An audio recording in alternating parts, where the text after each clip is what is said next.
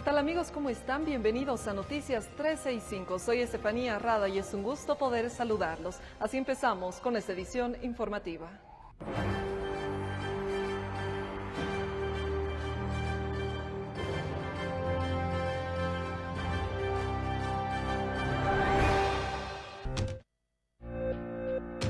Somos Bolivia 365, un portal de noticias para dispositivos móviles. Puedes vernos a través de tu tablet, computadora o celular. Descarga nuestra aplicación, estamos en App Store para iPhone y en Play Store para Android. Todos los días, todas las noticias, Bolivia 365, los esperamos.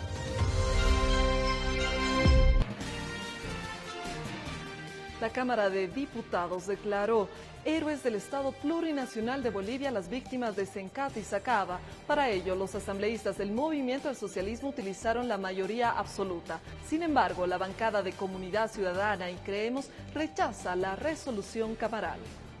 Se cumplió un año de los hechos sucedidos en Sencata, tras la renuncia de Evo Morales, hechos que dejaron 10 fallecidos y más de 70 heridos. El miércoles, la Cámara de Diputados, con mayoría de legisladores del Movimiento al Socialismo, declaró héroes del Estado Plurinacional de Bolivia a las víctimas de Sencata y Sacaba, usando para ello el rodillo de la mayoría del Movimiento al Socialismo. Las acciones necesarias para declarar héroes nacionales a las víctimas que perdieron la vida en defensa de la democracia, del voto ciudadano y en contra del golpe de Estado de noviembre del 2019. Informe, señor secretario. Existe mayoría absoluta, señor presidente. Queda aprobada el homenaje camaral a las víctimas del Pedregal, Sacaba y Sencata. Al respecto, la bancada de Comunidad Ciudadana y Creemos rechazaron la resolución camaral. Carlos Alarcón, jefe de la bancada de Comunidad Ciudadana, afirmó que no tuvieron oportunidad de expresar sus opiniones, porque en ese momento dijeron suficiente discusión y pasaron a la votación por mayoría. Está desaprovechando para que la Asamblea Legislativa Plurinacional se convierta en un verdadero espacio de reencuentro. El jefe de bancada de Creemos, Edwin Bazán, sostuvo que el movimiento al socialismo vuelve a incurrir en atropellos y a usar su rodillo político para imponer una mirada ideológica sesgada, distorsionada y parcializada de los hechos. Que, como dije, está parcializada, distorsionada, ideologizada, a favor de establecer una narrativa y una verdad histórica que solo favorece al movimiento al socialismo. Recordemos que la bancada de Comunidad Ciudadana y la bancada de Creemos piden se restituyan las modificaciones realizadas a los reglamentos de la Cámara de Diputados y Senadores, que eliminan la necesidad de los 2/3 para la aprobación de algunas normas, para lo que se pide mayoría simple.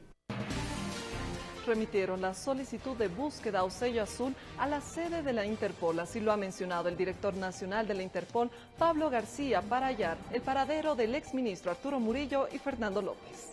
La solicitud de búsqueda o sello azul a la sede central de Interpol en Francia fue remitida para que se establezca el paradero de los exministros Arturo Murillo de Gobierno y el exministro de Defensa Luis Fernando López. La Policía Internacional Interpol en Bolivia remitió el miércoles la solicitud de búsqueda, informó así el director del Interpol Bolivia. La alerta migratoria del día 5 de noviembre sale en horas de la tarde.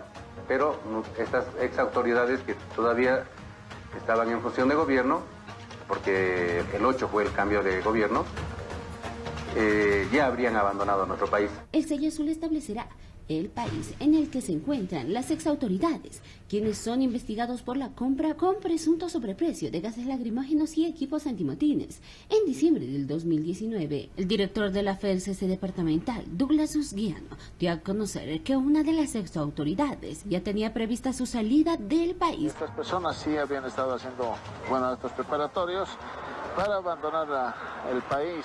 Hay información de que uno de ellos habría estado ya sacando los objetos de su domicilio, los movimientos económicos que haya podido realizar esta persona en procura de transferir los fondos de dinero a otros bancos internacionales o a otros lugares. Recordemos que el comandante general de la Policía Boliviana, Johnny Aguilera, dio a conocer que las exautoridades se trasladaron el 5 de noviembre en un avión de matrícula FAP 046 con destino a la ciudad de Puerto Suárez, en la frontera con Brasil. Luego cruzaron la frontera con Corumba.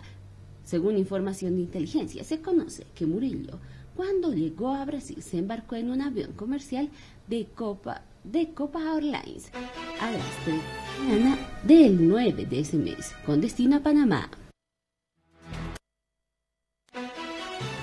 Y continuamos hablando del exministro de Gobierno Arturo Murillo y también del exministro de Defensa Fernando López, ya que se dice que cruzaron la frontera desde un paso ilegal. La Fuerza Especial de Lucha contra el Crimen afirma de que ambos cruzaron a Brasil antes de la posesión de Luis Arce Catacora como presidente de Bolivia. Tras darse a conocer el abandono de los exministros de Gobierno y Defensa, Arturo Murillo y Luis Fernando López, del país, la Fuerza Especial de Lucha contra el Crimen dio a conocer que Arturo Murillo y Fernando López abandonaron territorio nacional por un paso fronterizo ilegal. Ambos cruzaron a Brasil antes de la posesión de Luis Arce Catacora como presidente. Ministerio Público para que se pueda dar con los señores Arturo Carlos Murillo Prígil y el señor Luis Fernando López Julio, quienes inicialmente tenemos la información de que, y el reporte que nos da en esa fecha, ¿no? De las 17:30 de Migración de Brasil, que anunció el ingreso de estas personas por un lugar no autorizado. Ellos no han salido por un puesto habilitado por el Estado Plurinacional de Bolivia para que puedan salir como cualquier ciudadano. Los datos indican que los extitulares de Defensa y Gobierno, procesados por la supuesta compra de equipos antimotines con sobreprecio, salieron de Bolivia el 5 de noviembre, 3 días antes de la posesión de Luis Arce Catacora. Uno se encontraría en Brasil y el otro en Panamá. Debemos recordar que en fecha 5 de noviembre ellos todavía fungían como ministros, ¿ya? Y el señor Luis Fernando López era ministro de Defensa, y por ello que hace uso, ¿no?, de este avión de la Fuerza Aérea. Seguramente se va a convocar, ¿no?, como es que salen ya el proceso mismo investigativo va a conllevar a qué personas van a convocar. Recordemos que se dio a conocer que Arturo Murillo habría tomado un vuelo de Copa Airlines hacia Panamá, mientras que la alerta migratoria que pretendía evitar que dejen suelo patriótico fue emitida a las 14:56, media hora después de que ellos cruzaron la frontera. El abogado de la mujer que fue acusada de secuestrar a la bebé Samantha, Frank Campero, ha mencionado que se ha pedido que se congelen las cuentas del exministro Arturo Murillo. Además, se mantenga una lista de los bienes de la exautoridad, esto en el marco del proceso que se le sigue por calumnia y difamación. El abogado Frank Campero, abogado de Lourdes Pacheco, informó que pidió se congelen las cuentas bancarias del exministro de Gobierno Arturo Murillo, tras darse a conocer que la exautoridad salió del país el 5 de noviembre. Lo que estamos solicitando con relación al tema del exministro Arturo Murillo es que el mandato de aprehensión con relación al tema de calumnias, difamación e injurias, ya que el mismo no fue habido en su domicilio. Tenemos conocimiento de que está fuera del país y obviamente es un tema netamente legal y jurídico al que nosotros nos vamos a sumar, afirmó Campero. A su vez, Campero dio a conocer que se pide a Derechos Reales y la ASFI la anotación de los bienes de Arturo Murillo y el congelamiento de las cuentas bancarias que tiene la exautoridad. El director nacional de la Fuerza Especial de Lucha contra el Crimen, el coronel Alberto Aguilar, dio a conocer que, según las investigaciones, Murillo salió del país a través de un paso fronterizo no autorizado. Recordemos que el mes de septiembre, el exministro de Gobierno Arturo Murillo acusó sin pruebas a Lourdes Pacheco de ser la secuestradora de la bebé Samantha. Tras esto, la mujer presentó una acusación particular por calumnias e injurias contra Murillo, la cual sigue su curso. Según el portal de la Contraloría General del Estado, la exautoridad registró la suma de 11.294.919 bolivianos en bienes, cuando presentó su declaración el mismo día que dejaba al país.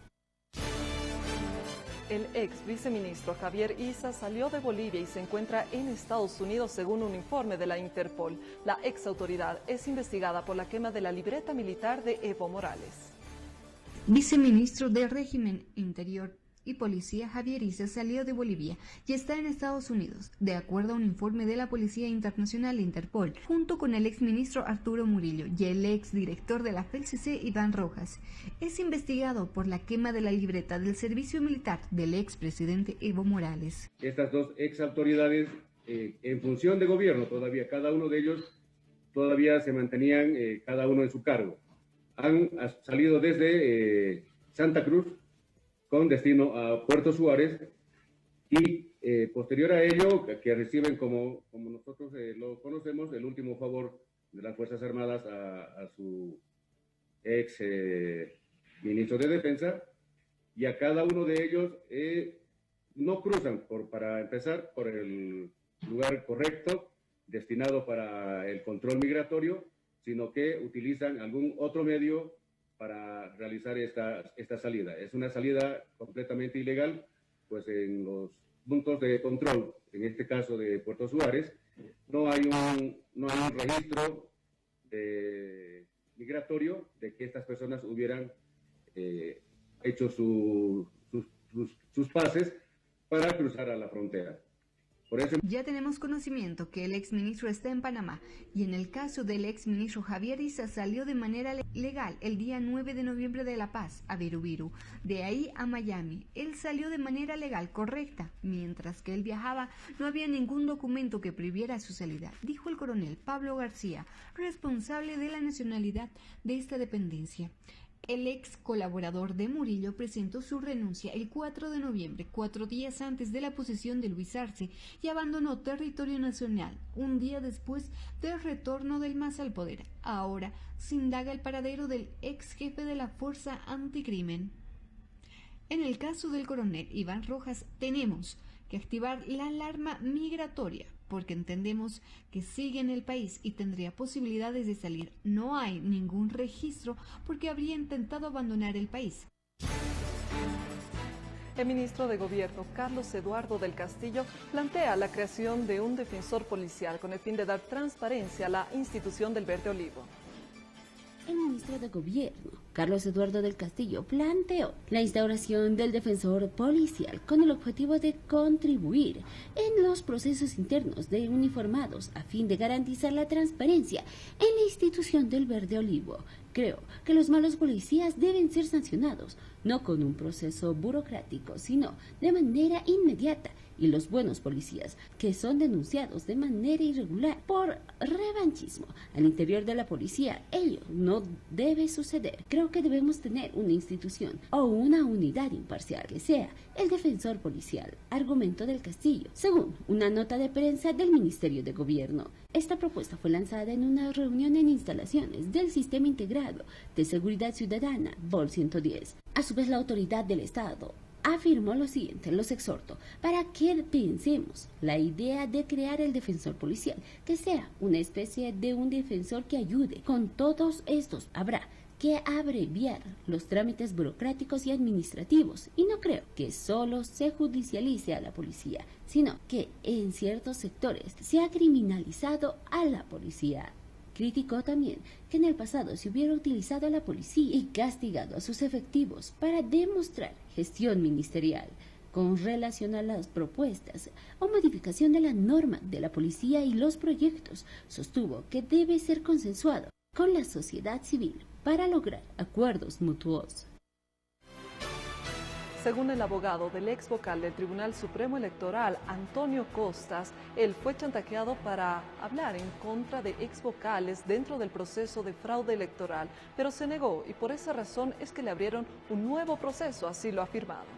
El abogado defensor de Antonio Costas, Andrés Zúñiga, dio a conocer que el ex vocal del Tribunal Supremo Electoral fue chantajeado para que declare contra algunos ex vocales por el caso fraude electoral. Según dio a conocer este abogado, Costas no acató el chantaje. Con esa razón, el gobierno transitorio activó otra denuncia en su contra. El jurista adelantó que prepara la defensa de Costas para demostrar que esta denuncia es una acción forzada, refiriéndose a la denuncia de supuestas irregularidades cometidas en el Servicio General de Identificación, cuando Antonio Costas era director de esta institución. Actualmente, Costas es investigado por el caso fraude electoral y cumple con una detención domiciliaria. Al respecto, el abogado del ex vocal del Tribunal Supremo Electoral, Antonio Costas, informó que hace unos meses solicitaron al Ministerio Público el sobreseimiento para Antonio Costas porque no hay evidencia de que lo vinculen al delito que los indican, pero aún no obtuvieron ninguna respuesta. Líderes de los 21 días rechazan el supuesto financiamiento del 2019 y condenan que se quiera reducir a un simple asunto monetario.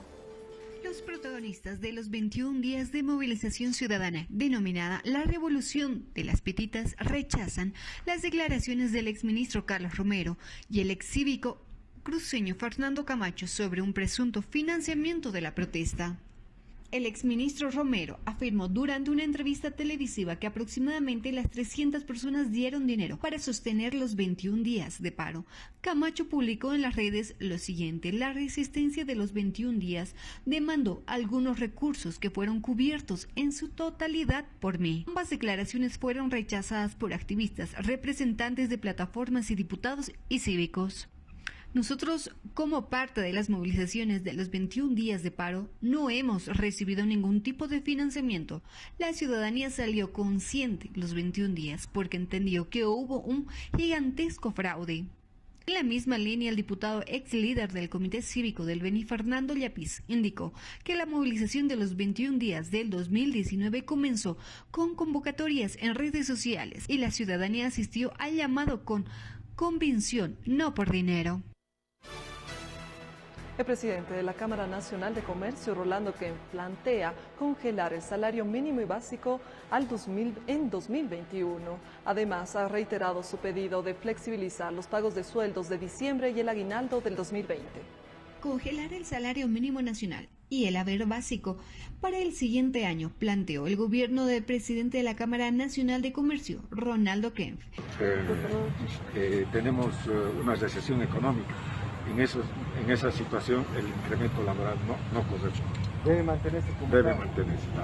Lo importante es mantener el empleo y si se incrementan los sueldos no va a ser posible mantener el empleo. Este miércoles además reiteró que el pedido de los empresarios del país de flexibilizar los pagos del sueldo de diciembre y el aguinaldo 2020.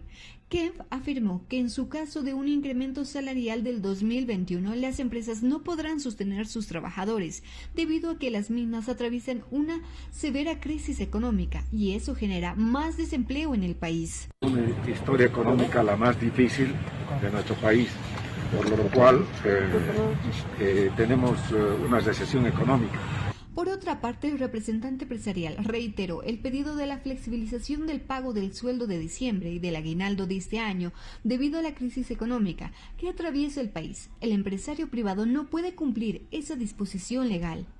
Este pedido, particularmente el referido al aguinaldo, fue rechazado por las principales organizaciones de los trabajadores y el ministro de Economía y Finanzas Públicas, Marcelo Montenegro, en los últimos días, quienes afirmaron que los empresarios deben cumplir la ley. La alcaldesa de Sipe es rescatada y hospitalizada después de sufrir violencia extrema. La alcaldesa del municipio de Sipe, Cochabamba, María Heredia, fue retenida y tras ser rescatada, hospitalizada después de haber sufrido una violencia extrema por parte de los padres de familia que le obligaron a firmar un acuerdo para la entrega de la canasta escolar. Las autoridades locales fueron trasladadas a un centro de salud después de sufrir un violento trato por parte de los manifestantes que no consideraron su delicado estado de salud. La autoridad se desmayó e incluso usó oxígeno.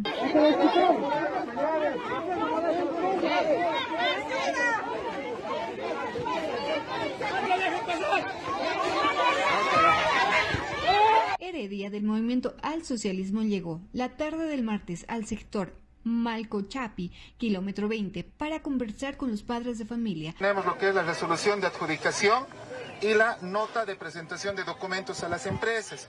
En este momento lo que va a hacer la alcaldesa es firmar. Pero fue rodeada y después retenida. Estoy mal, ¿no? Estuve con suero, con oxígeno, donde está el bloqueo. Pero los policías, algunos funcionarios me estaban trayendo a la ambulancia y no hemos podido alcanzar a la ambulancia y a la ambulancia le han roto y me han hecho escapar a una casa. La noche Heredia se encontraba sentada en una silla tapada con una mantilla y cerca de los padres de familia quienes hicieron una vigilia. El día siguiente los policías llegaron al lugar, pero no pudieron acercarse a la autoridad. Al contrario, fueron echados a botellazos y con otros objetos.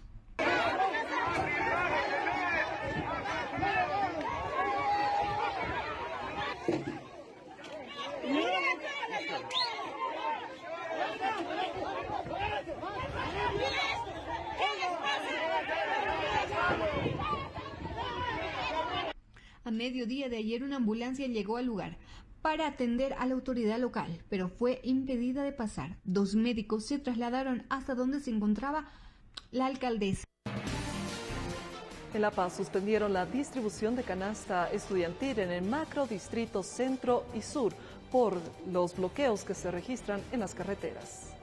A raíz de los bloqueos en Sipe, Cochabamba, la alcaldía paceña determinó suspender por 2 días la distribución de la canasta estudiantil a los padres de familia de las unidades educativas de los macrodistritos Centro y Sur, ya que los camiones con carga de arroz están parados en los puntos de conflicto, informó el secretario ejecutivo Álvaro Blondel. Los bloqueos que se han presentado en Sipe, la empresa EMAPA, que es a la que hemos contratado para la provisión de la canasta alimenticia estudiantil, no ha podido transportar el arroz, ¿no? Porque lo traen desde Santa Cruz. Esta situación nos obliga definitivamente a hacer una suspensión inicialmente del cronograma de entregas que teníamos, que hemos arrancado ayer para los macrodistritos Sur y Centro.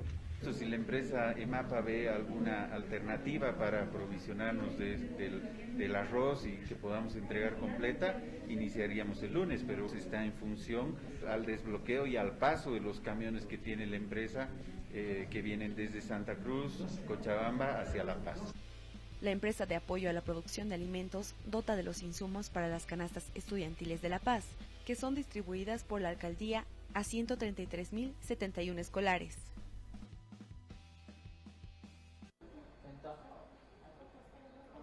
Y los colegios habilitan hasta 120 cupos para la preinscripción y este plazo se amplía hasta el 4 de diciembre. Mientras tanto, el ministro de Educación ya ha dicho de que puede ser que las clases del 2021 sean semipresenciales. Hoy se inicia la preinscripción escolar para la gestión 2021 en 137 establecimientos educativos, con alta demanda del departamento cruceño. Este proceso, que culminará el 4 de diciembre, se realizará de forma virtual debido a la pandemia de coronavirus. La Dirección Departamental de Educación informó que las unidades educativas habilitadas para este procedimiento disponen de entre 30 y 120 espacios. Solo una de ellas logró habilitar 200 cupos. El subdirector de Educación Regular, Víctor Galarza, señaló que la preinscripción es solo para los estudiantes de primer grado de primaria, mientras que el resto de los alumnos tienen registro automático. La Dirección Departamental de Educación aclaró que solo 8 distritales educativas llevarán a cabo este proceso. El ministro de Educación, Adrián Kelka, plantea que escolares pasen las clases divididos en 2 grupos en 2021. Mencionó que no habrá clausura anticipada del año escolar. La propuesta semipresencial que plantea el ministro sugiere que los estudiantes acudan al colegio de manera alterna para evitar aglomeraciones, y las plataformas digitales jugarán un papel muy importante. Trabajado una propuesta que la hemos denominado Recuperamos el derecho a la educación. Establece un retorno bajo la modalidad semipresencial. En un curso, si hay 30 estudiantes, pues 15 asistirán los días lunes, miércoles y viernes, y los otros estudiantes asistirán martes, jueves y sábado, para evitar el tema de la aglomeración y un posible contagio. Es necesario retomar el contacto entre maestros, maestras y los estudiantes. También se refirió a las universidades. Ya desde hace tiempo atrás se tiene la experiencia de la educación virtual a través del uso de plataformas. Entonces, no han tenido mucha dificultad. Tienen una propia dinámica en educación superior de formación profesional. Y respecto a las unidades alejadas y de difícil acceso, dijo: donde no existe la conectividad, es por esa razón justamente que las clases semipresenciales son necesarias, ¿no? Entonces dotaremos a maestras y maestros de las herramientas necesarias para que puedan llegar a esos lugares y puedan trabajar con nuestros estudiantes, niños, adolescentes y jóvenes. Sugiere que en todo caso se tengan las medidas de bioseguridad necesarias para evitar un contagio. Los niveles bajos de agua en la represa de Incachaca genera preocupación porque tan solo está llegando al 50% de su almacenamiento. Agua disponible en los embalses garantizan el suministro de agua. Diversas autoridades manifestaron su preocupación luego que la represa de Incachaca registró el menor descenso de su actual, llegado a tan solo 50% de su almacenamiento.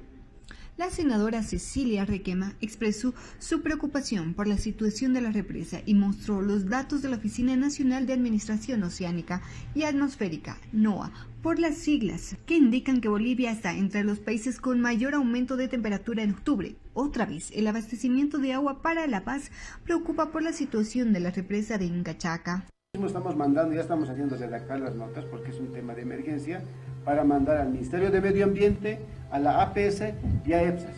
Caso contrario, en caso de que esto sea más extremo, tendremos que activar otros mecanismos que seguramente serían denunciarlos, pues. Pero sin embargo no vamos a llegar seguramente a este tipo de extremos. ¿Por qué? Porque es el momento ideal en este momento para que estas instituciones puedan activar sus mecanismos para que no exista este tipo de extremos que no quisiéramos llegar al racionamiento. APASA, representante de la organización, lamentó que en los últimos meses las facturas por el consumo de los servicios básicos hayan sufrido incrementos considerables, lo que debe ser revisado por las autoridades pertinentes. Justino Apasa, presidenta de la Federación de Juntas Vecinales de la FEJUVRE de la ciudad de La Paz, hizo conocer que llegaron hasta las oficinas distritales de esta entidad varias denuncias de reducción de la presión del agua, lo que hace temer que en los próximos meses pueda haber una escasez de líquido. Conozcamos junto a usted el reporte epidemiológico con los casos de COVID-19 en el territorio nacional.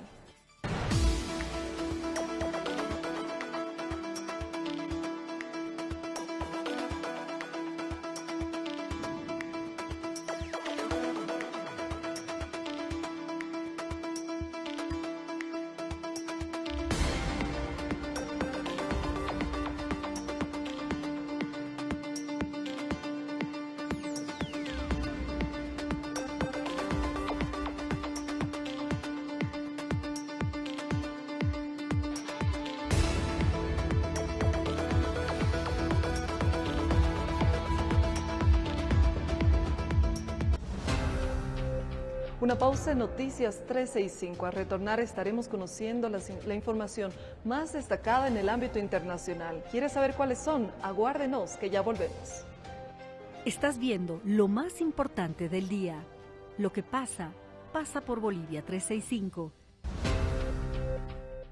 En Bolivia 365 apostamos por un periodismo objetivo. Somos una plataforma de streaming cuyo fin es mantenerlo informado las 24 horas del día, los 365 días del año.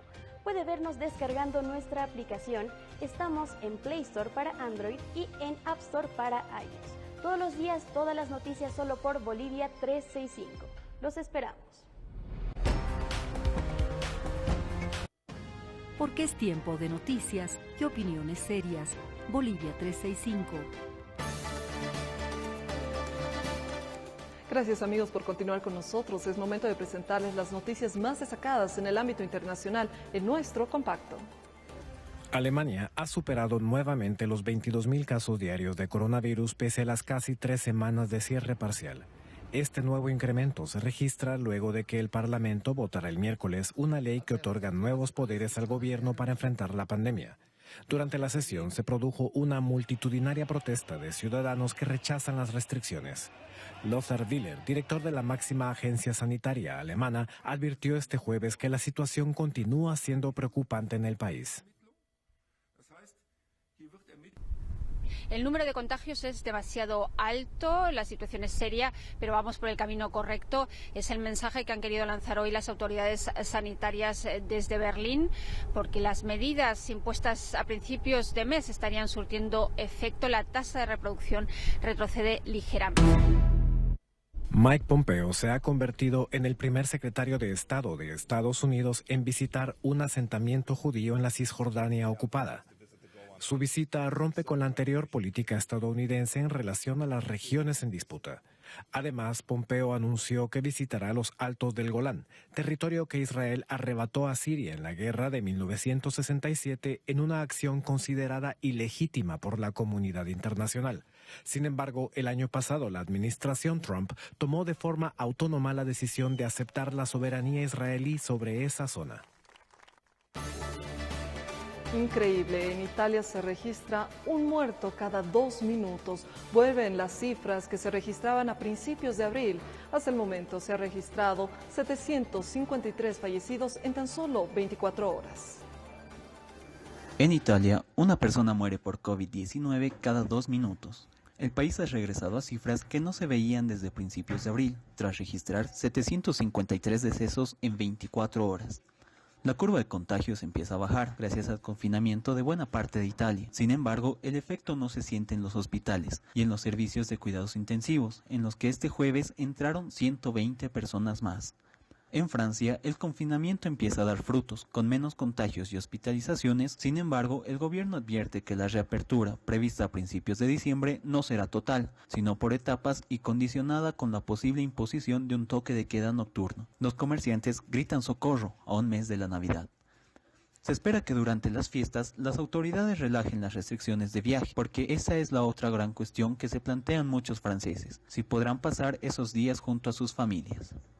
La segunda ola de la pandemia también atenaza a Suiza. Los servicios de cuidados intensivos están al máximo de su capacidad. El gobierno ha ordenado al ejército que refuerce su presencia en los hospitales, donde ya está llevando a cabo numerosas tareas. El ejecutivo suizo ha anunciado ayudas financieras para particulares y empresas. Suiza se resiste a imponer un nuevo confinamiento. Punto final esta edición de Noticias. Amigos, ha sido un gusto estar con ustedes. Nuestro reencuentro será el día de mañana. Los dejo con la programación de Bolivia 365. Permiso.